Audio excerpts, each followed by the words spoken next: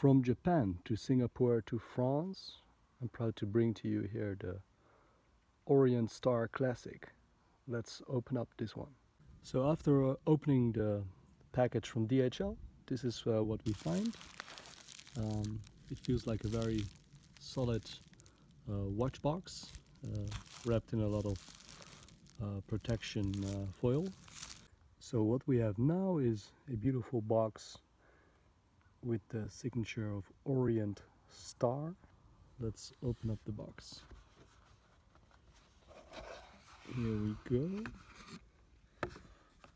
So here we have another box with ORIENT STAR written on top, and it has this leather kind of texture to it. So what we have here is a instruction manual. What we have here is some guarantee papers, and also again with some English. It's great. Let's put it to the side and let's get ready for the grand finale. Let's have a look at this box. ORIENT STAR. It has some silver lining, as you can see. So let's open up this one. Here we go. Here we are. So what we have here is lots of plastic. I already see the ORIENT STAR tag with the, I would say this would be the model number of this ORIENT STAR Classic, SAF02004W0C. And here we can see a black leather strap with a silver clasp and buckle. Here she is, the ORIENT STAR Classic. Let's have a closer look. And as you can see, she's already running. So what we have here is a 38mm dress watch, which has a manual wind function, as well as what I think is a rotor. So it would also charge while wearing, so you don't need to wind up the mechanism with the crown, but you can also just wear it on your wrist and it will charge by the movements of your wrist. What I think is very pretty, it has a power reserve indicator. This is like the same kind of thing as you would find in a car. You can see how long it will last. And what you can see here, it has a beautiful domed crystal. It's not a sapphire crystal, unfortunately. I think it's just a mineral crystal, which gives it a very retro feeling. Also, what you can see here, it has a signed crown. It's signed with the ORIENT STAR logo. So let's have a closer look. So that's a white face with a hour hand, minute hand, and a second hand that is already sweeping across the dial. Let's flip over the case. You can see the movement running. You can see a rotor when I sweep it a bit. And the rotor is signed with ORIENT STAR Japan. So now let's look at the hand wind mechanism. As you can see here, we have the signed crown and it's in the neutral position right now. What happens when you start to wind it, which means you move it upwards slowly, the reserve indicator will start to move from 20 to 40, which means now it has been charged for 20 hours to go. And when I slowly wind the crown, we can see the indicator is moving towards 40. So when you don't plan on wearing this watch on your wrist for some time, you can just give it a maximum charge and you can leave it somewhere in your desk and you don't need to worry about setting the time.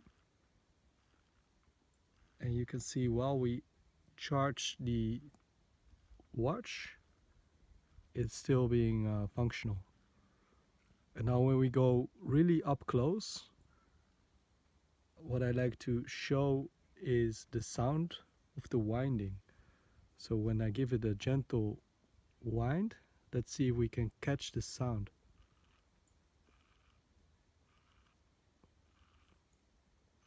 What you hear is a very gentle mechanism.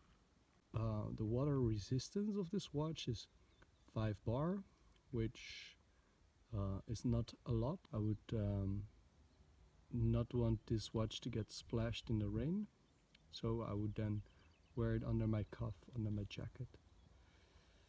We can see the case is made of stainless steel. So this is the manufacturer, Orient Watch Company. It's made in Japan. This is a black leather strap. Kind of like it. Feels stiff. So it needs to get some wearing. Orient Star written on it. We can see it is a 20 mil width, which means this lug to lug distance is 20 millimeters, which is a very, I would say, average size. So you can find a lot of straps that will fit in these between these lugs. You can easily replace it with a 2 bar because it has a very beautiful signed buckle. So I definitely like it. I might even keep this buckle when I eventually will change the strap, maybe to a very dark brown leather strap, and I would place this buckle on the strap that I will eventually buy, so it matches the case and it matches the signed crown, as you can see here, and the logo, which is on the dial. So I hope you find this video useful.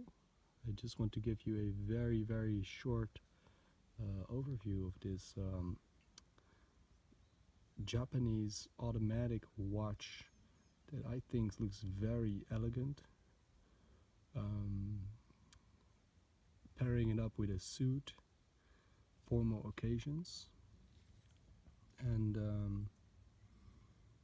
you can see a full review later. I'll leave you a link in the description below so you can order one yourself. What I have to say is you might not like the very plain look of this watch, the white dial with the black strap. I noticed there's also a variation on a metal strap, and you can also find one with golden indices, and I think golden hands if you're more into the gold look. And I also noticed one which has blue hour hands and a blue power reserve indicator, which looks very nice. I tend to go with more traditional sizes and traditional patterns, so I went for this specific model. If you were wondering what kind of watch I'm wearing today for this little hands-on and unboxing. Today I'm wearing a G-Shock watch. This is a military inspired edition with a very matte black finish, and I'm wearing it on a Zulu strap. So the strap has a bit of a modification, and I'll do a video of this watch later on, and also on this beautiful Zulu strap, which I think feels much nicer than the original rubber strap it came on. And I'm wearing this watch for years and it's still beating like a champion. So that's for later. Today we're gonna close off this unboxing of the Orient Star Classic. Let's have one final look at this beauty, and let's do a little outro here of the beautiful south of France. Just nature. Look how gorgeous. And I might do a few clips of the area here in the south of France. I hope you like this video. Please like, comment, send me an email, and subscribe to this channel. Speak to you soon.